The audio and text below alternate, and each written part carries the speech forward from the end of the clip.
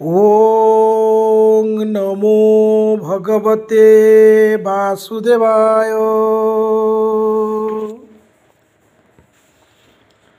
श्रीमद्भागवत महापुराण चतुर्थ स्कंद पंचदश अध्याय महाराज पृथुंग आविर्भाव और राज्याभिषेक। मुनिवर मैत्रेय कहिले, हे विदुर, तापरे ब्राह्मण माने पुत्रहीन राजा बेणंकर दुई भुजक मंथन कले। सही मंथनरु स्त्री पुरुष जुगल उत्पन्न हेले। ब्रह्मवादी ऋषि मान सही दुई जन को भगवानंकर अंश बोली जानी अत्यंत खुशी हेले और कहिले, एही पुरुष भगवान विष्णुंकर विश्वपालिनी कलारु प्रकट होइछि एवं एही स्त्री सही परम पुरुषंकर अनपाइनी जहाँ केबे भी अलगा हुए नहीं, शक्ति लक्ष्मींकर अवतार। एही पुरुष निज सुजस प्रथन अर्थात विस्तार करिवे। एणु ए परम यशस्वी पृथु नाम सम्राट हेबे। राजा मानक मध्यरे अग्रगण्य हेबे। एही सुंदर दंतपति एवं गुण और आभूषण मानक मध्य विभूषित करुथिबार सुंदरी एही पृथुंकु ही निजर स्वामी रूपे वर्ण करिवे। एहांक नाम हेब अर्ची। साक्षात श्रीहरिंक अंश ही संसार को रक्षा करिवार निमंते पृथु रूपे अवतीर्ण होइछि एवं भगवानंक सेवारे रहुथिबा तांकर नित्य सहचरी लक्ष्मी देवी ही अर्ची रूपे प्रकट होइछन्ति। मुनिवर मैत्रेय कहिले, हे विदुर, या जानी ब्राह्मण माने पृथुंकु स्तुति कले। श्रेष्ठ गंधर्व माने ताहांकर गुणगान कले। सिद्ध माने पुष्पवृष्टि कले और अप्सरा माने नृत्य कले। आकाश रे शंख तुरी मृदंग दुंदुर्बी आदि वाद्य बाजी उठिला। समस्त देवता ऋषि और पितर निज निज लोकों को सेठारे सेठाको चली आसिले। देवता ओ देवेश्वर मानक सहित जगद्गुरु ब्रह्मा आसिले।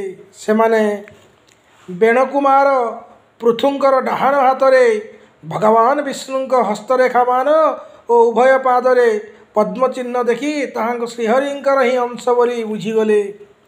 कारण ताहांकर अन्य रेखा मानक द्वारा काटी होई नथिबार चक्र चिन्ह थाए, से भगवान ही अंश होइथांती। वेदवादी ब्राह्मण माने महाराज पृथुंक अभिषेक पाई आयोजन कले। समस्ते अभिषेक सामग्री संग्रह करिवारे लागिले। अभिषेक उपलक्षे नदी समुद्र पर्वत सर्प गोजाति पक्षी मृग स्वर्ग पृथ्वी तथा अन्य सबु प्राणी माने मध्य ताहांकु नाना प्रकार उपहार अर्पण कले। सुंदर वस्त्र और आभूषण रे अलंकृत महाराज पृथुंकर यथाविधि अभिषेक हैला। सेतेबेले से विभिन्न अलंकार रे सुसज्जिता होइथिबार महारानी अर्चींक सहित द्वितीय अग्निदेवंक परी सुशोभित हेले। हे वीर विदुर, कुबेर तांकु अति सुंदर सुवर्ण सिंहासनटी उपहार स्वरूप देले। वरुण देले चंद्र समान धवल उज्जवल छत्र, सेतुरी निरंतर छोट छोट जलबिंदु झरुथिला। वायु देले चामर, धर्म देले कीर्तिमयी माला, इंद्र देले मनोहर मुकुट, जम देले दमन करिबाकु दंड, ब्रह्मा देले वेदमय कवच, सरस्वती देले सुंदर हार, विष्णु देले सुदर्शन चक्र, विष्णुप्रिया लक्ष्मी देले अविचल संपत्ति, रुद्र देले 10टी चंद्रकार चिन्ह युक्त तरवारी, अंबिका देले शतचंद्राकार चिन्ह थिबार ढाल, चंद्र देले अमृतमय अश्व, विश्वकर्मा देले सुंदर रथ, अग्नि देले अजगव नामक सुदृढ़ धनु, सूर्य देले तेजोमय बाण, पृथ्वी देले पादरे पिंधिबा मात्रे अभिष्ट स्थान पहुंचाई देउथिबार जोगमयी पादुका, आकाश अभिमानी देवता देले नित्य नूतन पुष्पमाला, आकाशचारी सिद्ध गंधर्वादी देले नृत्य करिबा, गीत गाइबा, वाद्य बजाइबा और अंतर्धान होइबार शक्ति।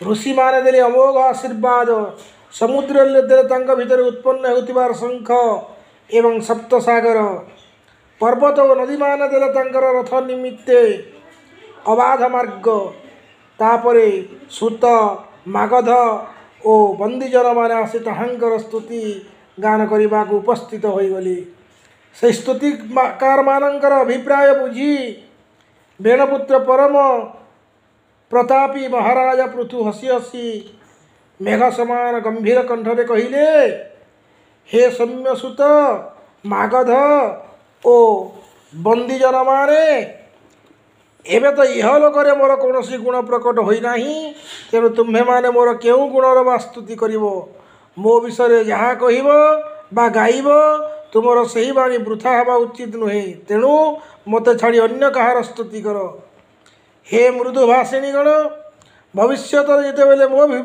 भितर लुचि रही गुण प्रकटित होते तुम्हें माने मोर स्तुति जेते पारिब सेते गाइब देख शिष्ट पुरुष माने पवित्र कीर्ति श्रीहरि गुणानुवाद छड़ा तुच्छ मनुष्य मानकर स्तुति करती नहीं बुद्धिमान व्यक्ति जेते गुण धारण करने को समर्थ होते निज ठारे सेपरी गुण नथिबार अवस्था केवल से सबूर संभावना अच्छी बोली धरी नहीं स्तुतिकार मान द्वारा निजर स्तुति कराती नहीं जदि ये अमुक विद्या अभ्यास करते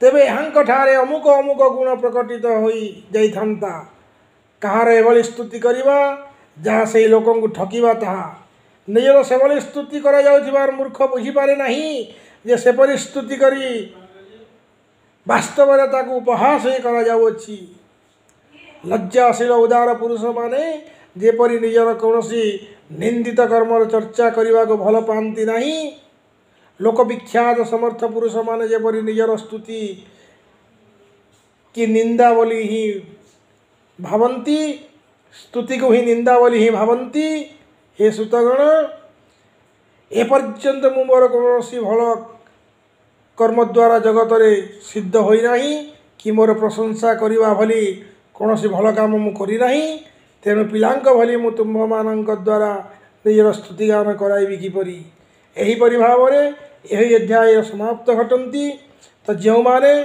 यह शुणुंट आम चैनल को सब्सक्राइब कर दिंतु आम जितेबले यही प्रकार श्रीमद् भागवत महापुराण विभिन्न अध्याय संपर्क शुणाइबू आपण संगे संगे देखिपारे एवं कमेंट मध्य करंतु तत्संगे संगे लाइक मध्य करंतु। जय श्री कृष्ण जय श्री राधे।